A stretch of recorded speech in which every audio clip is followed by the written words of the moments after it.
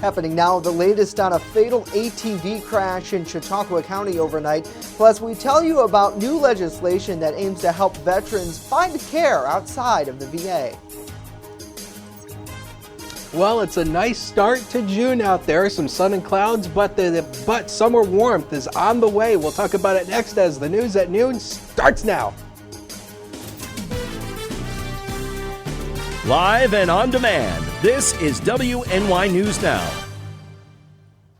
A 25-year-old Cherry Creek resident died following an ATV crash overnight. Thank you for joining us for WNY News Now. I'm Justin Gould. The Chautauqua County Sheriff's Office tells us the man, who was not identified, was riding north on Main Street when he lost control of his ATV and subsequently rolled over just after midnight Monday in Cherry Creek. The young man was later pronounced deceased at the scene as a result of the crash. That roadway was closed for several hours as first responders worked the scene of the incident. If we learn more information, we'll update our reporting at WNYNewsNow.com. Well, bars and restaurants no longer have to close at midnight across New York State as its coronavirus curfew for indoor dining ended yesterday. Governor Andrew Cuomo announced last month that the restriction would be lifted. With that, establishments can return to the closing times that their liquor licenses or other regulators allow. A similar pandemic curfew for outdoor dining ended May 17th, although some local governments have their own closing time rules for outdoor tables. Restaurants have been looking forward to the later hours as they try to recover from the shutdowns and other limitations on their businesses during the crisis.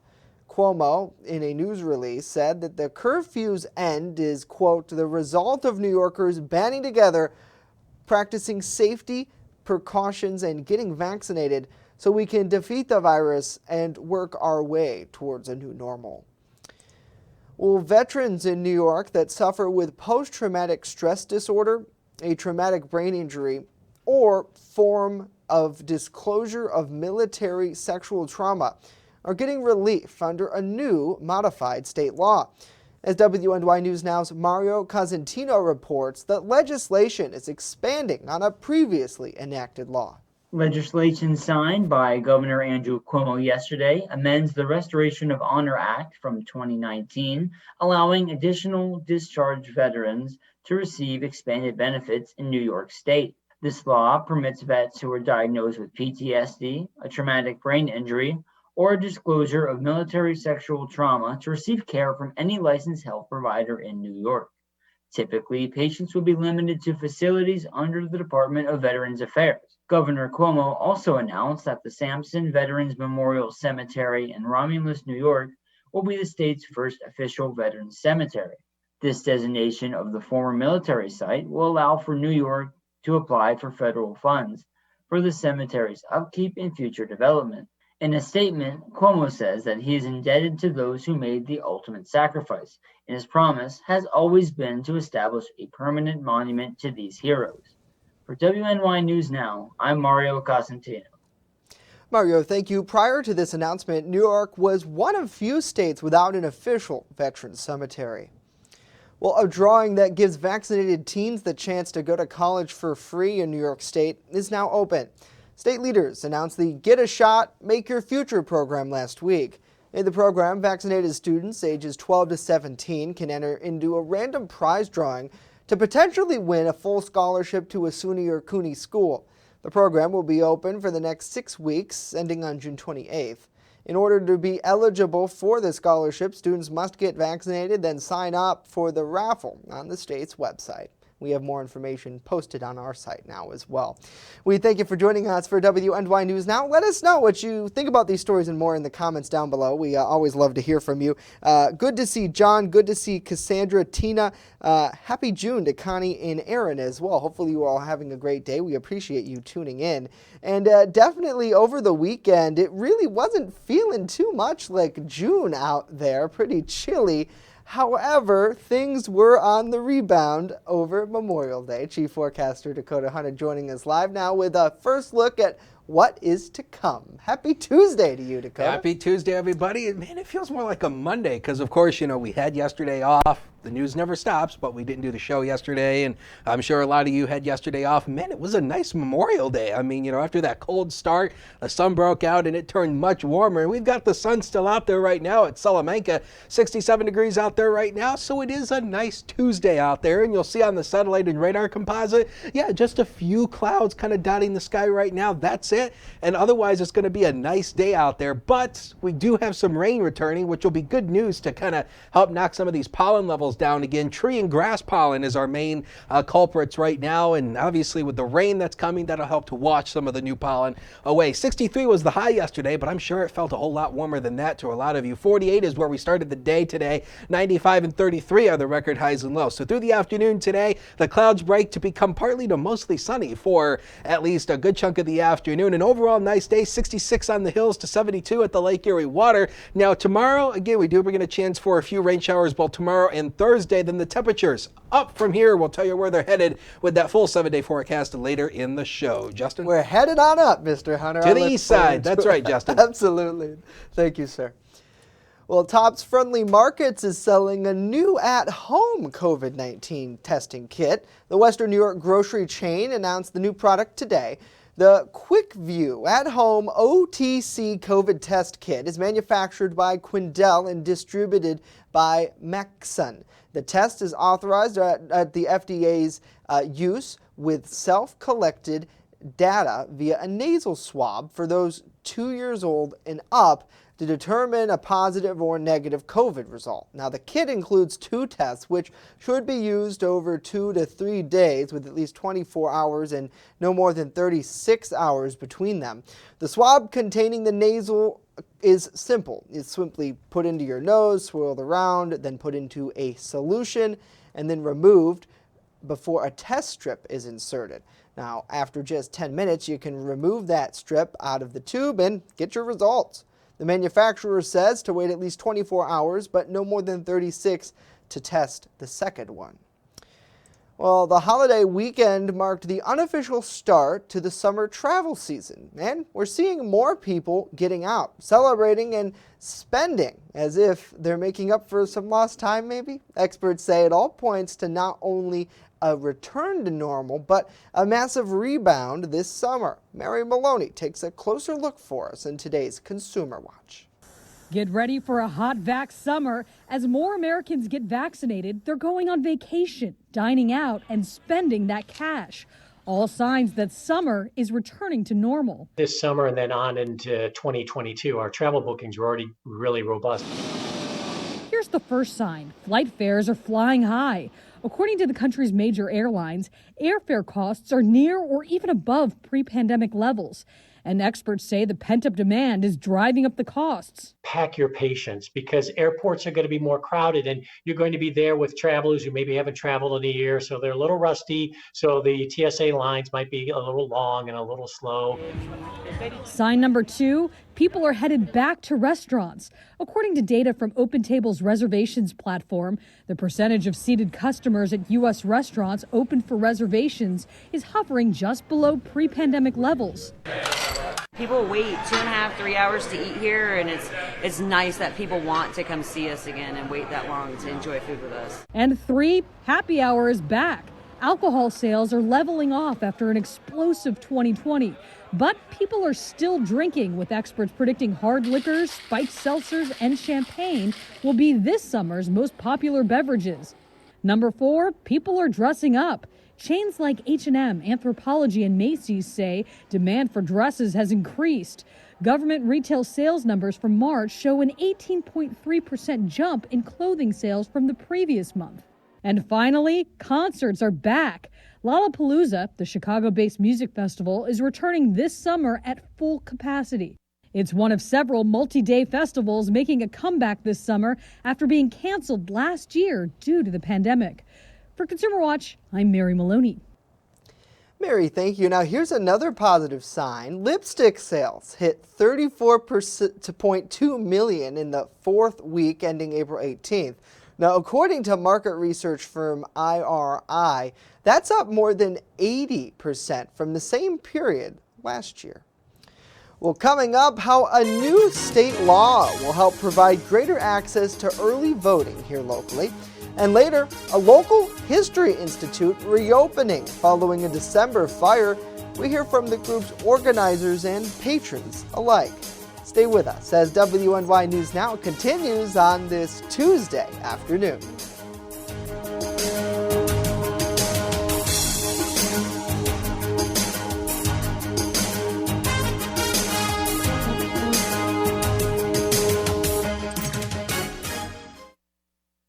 With coverage that matters, this is WNY News Now.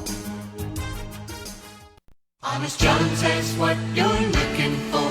When you want it good, we're gonna give you lots more.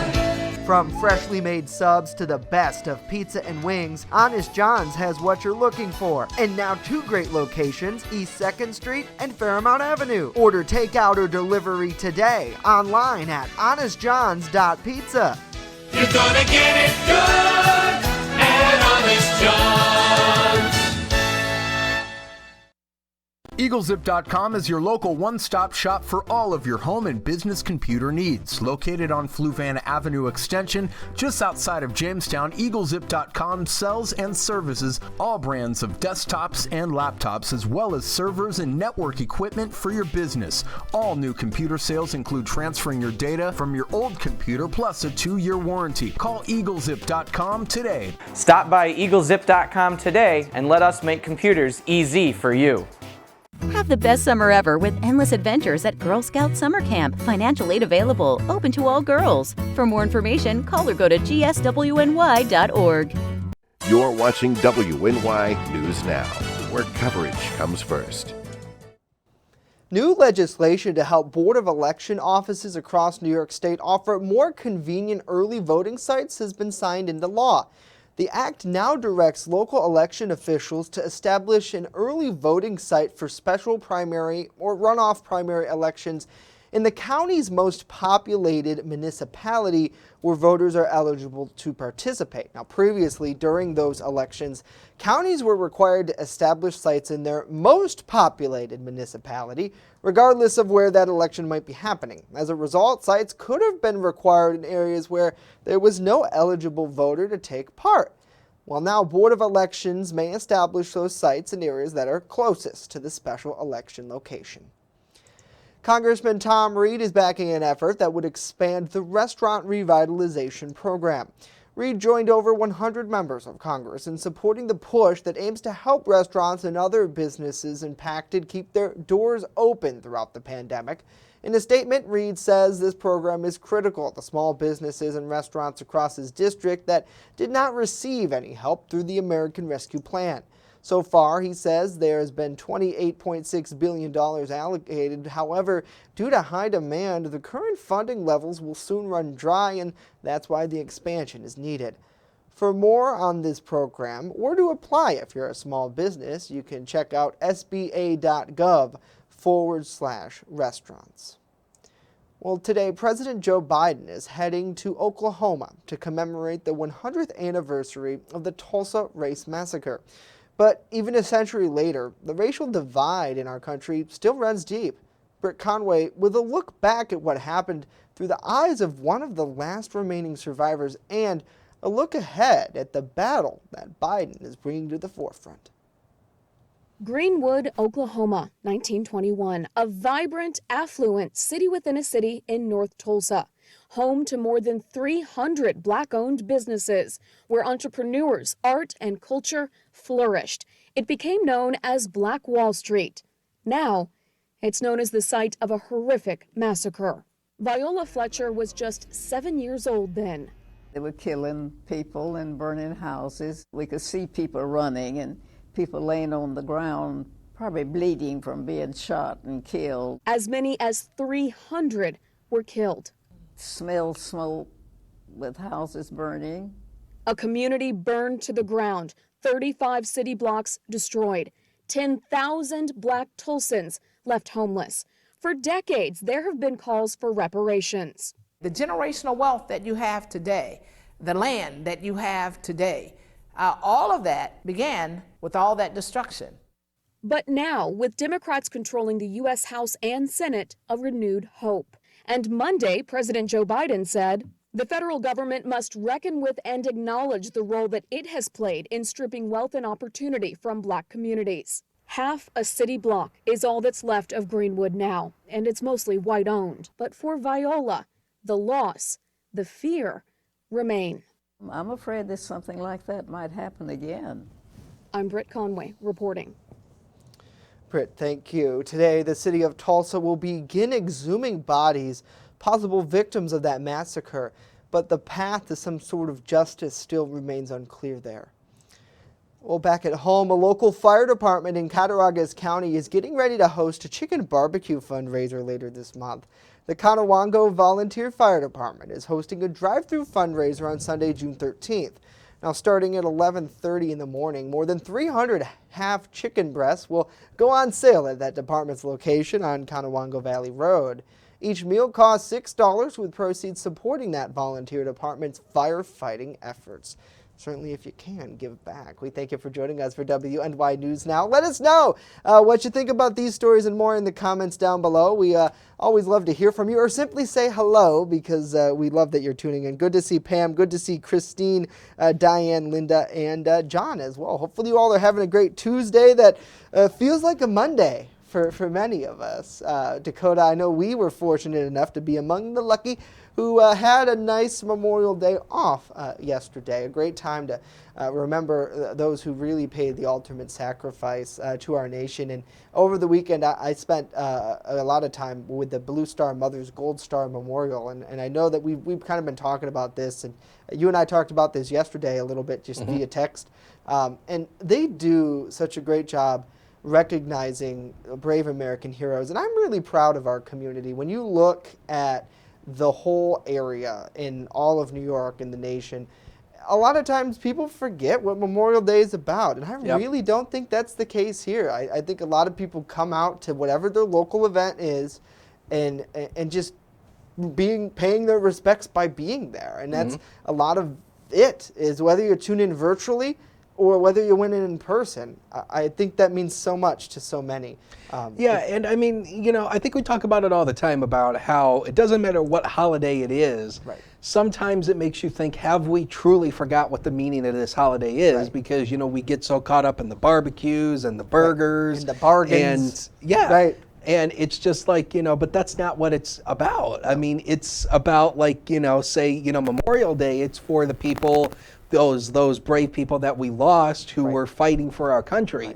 Remember and sometimes we forget that. So and it was great to see our community really come together, and certainly not to offset that celebration. Right, I've talked to a lot of vets who lost friends, and they say part of their service is to serve us, provide that freedom, protect it, so we can have barbecues and bonfires and go fishing and enjoy the beautiful weather. And speaking of that, over the weekend, Saturday is something about that event. It was raining completely. Oh gosh, it was gross. It felt more like November. Well, we told you it was going to. You did, all predicted. But then just in time for the ceremonies, the clouds parted and it stopped raining. It was incredible. It really was great. And then Sunday and Monday, it even got better. Yesterday, I had to turn my air conditioner on.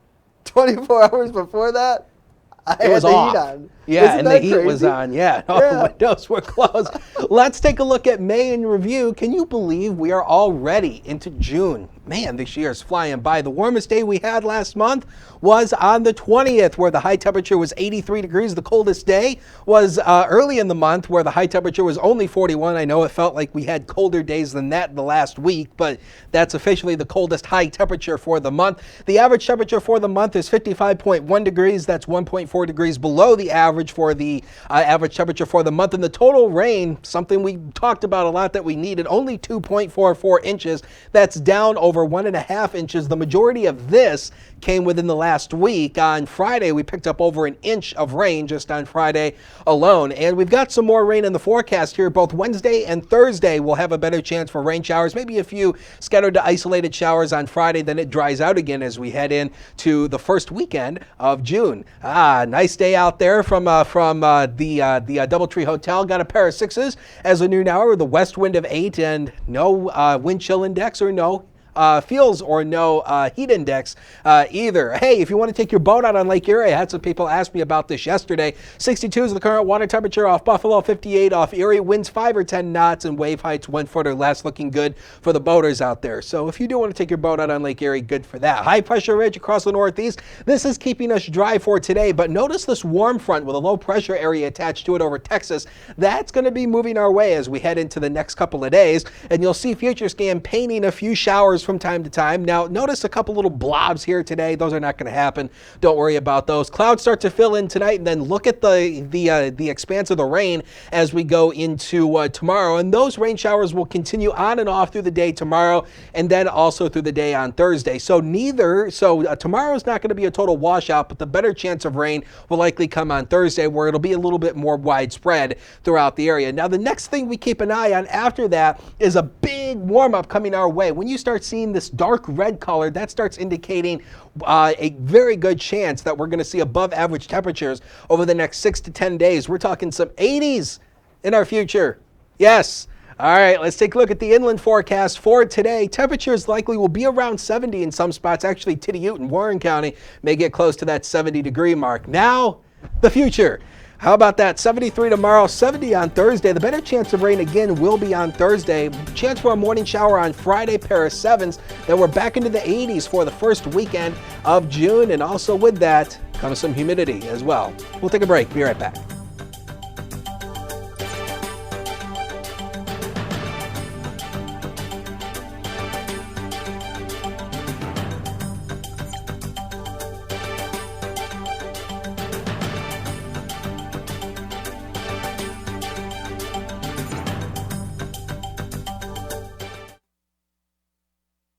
With coverage that matters.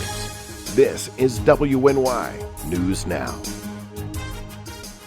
Slow down. Slow down and move over. Move over. When you see signs, Lights. Vests. please give us some room. Slow down. Slow down and move over. When you need help, It's our job To help you. to save you. despite the danger. This danger is real. Do your part. Please Slow down. Slow down. And move over. move over. I'm a survivor. I'm a survivor. I'm a survivor. Testicular cancer is the leading form of cancer in men aged 15 to 35. 1 in 250 men will be diagnosed with testicular cancer. But 98% will survive if detected early. As a survivor, I believe early detection is the key. Learn how to do a testicular self-exam and other important facts about testicular cancer at oneball4tc.com. You're watching WNY News Now, your source for breaking news. Well, after 6 months of restoration and cleanup following a fire in December, the Roger Tory Peterson Institute reopened over the weekend. WNY News Now's Julia Gress joining us live in studio with more. Hey, Julia. Thanks, Justin. Members of the community celebrated the Roger Tory Peterson Institute's relaunch during a party on Saturday, where CEO Arthur Pearson commended the Jamestown Fire Department, local contractors, his staff and volunteers for their efforts to preserve the building and its historic artifacts. While the December 2020 fire was limited to the attic space, the sprinkler system caused major water damage. The entire basement was flooded, and then we probably had about 40% of the floor space in the museum proper.